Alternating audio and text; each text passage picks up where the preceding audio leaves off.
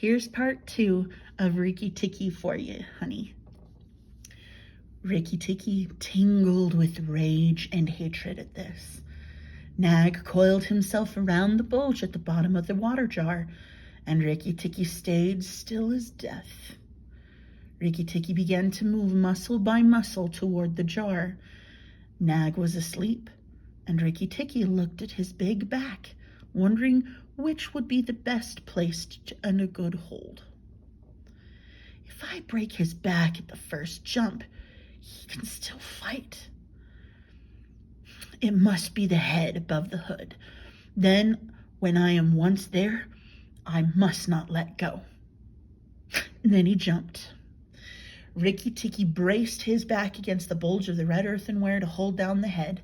Then he was battered to and fro on the floor, up and down and round in great circles. He closed his jaws tighter and tighter. He was dizzy and aching, and he felt shaken to pieces when something went off like a thunderclap just behind him. A hot wind knocked him senseless, and a red fire singed his fur. Teddy's father had been awakened by the noise and had fired both barrels of a shotgun into Nag just behind the hood. "It's the mongoose again, Alice. The little chap has saved our lives now." Rikki Tikki dragged himself to Teddy's bedroom and spent the rest of the night shaking himself tenderly to find out whether he was broken into 40 pieces, as he had fancied, or if he was just fine. But when morning came, he was very stiff, but well pleased with his doings. "Now I have Nagaina to settle with," he thought. "She'll be worse than 5 nags." "Nag is dead, is dead, is dead," sang Darzee. "All that's true enough, but where's Nagaina?" asked Rikki Tikki. "Oh, she's on the rubbish heap by the stables, mourning for Nag," said Darzee. Rikki Tikki asked her, "Well, where does she keep her eggs?" "Oh, in the melon bed on the end nearest the wall, where the sun strikes nearly all day. She hid them there weeks ago," Darzee replied. Darzee's wife flew to the rubbish heap and fluttered down in front of Nagaina and cried out, "Oh, my wing is broken. The boy in the house threw a stone at me and broke it."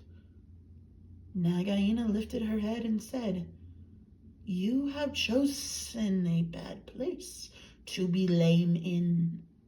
She moved toward Darzee's wife, slipping over the dust. "What is the use of running away?" Nagaina hissed. Rikki Tikki heard them going up the path from the stables, and he raced for the end of the melon patch near the wall and found cobra eggs. He bit off the tops of the eggs as fast as he could, taking care to crush the young cobras. At last there were only 3 eggs left, and he heard Darzee's wife screaming, "Nagaina's gone to the veranda!" Rikki Tikki smashed the last 2 eggs and tumbled backward and down the melon bed with the 3rd and final egg in his mouth and scuttled to the veranda. Nagaina was coiled up on the matting by Teddy's chair, within easy striking distance of Teddy's bare leg. She was swaying to and fro, singing a song of triumph. "Keep very still, all you 3. If you move, I strike." Then Rikki Tikki came up and cried to her, "Turn around, Nagaina, turn and fight." The big snake turned around and saw the egg on the veranda. "Oh, give it to me," she said to Rikki Tikki, and he saw Teddy's father catch him by the shoulder and drag him across the table with the teacups, safe and out of reach of Nagaina. Rikki Tikki chuckled. "I caught Nag by the hood last night in the bathroom. He was dead before the big man blew him in two. Come and fight with me. You shall not be a widow long." Nagaina begged, "Give me the last of my eggs, and I will go away and never come back," she said, lowering her hood. "Yes, you will go away. You will go into the rubbish heap with Nag. The big man has gone for his bane stick. Fight!" Again and again she struck, and each time her head came down with a whack on the matting of the veranda.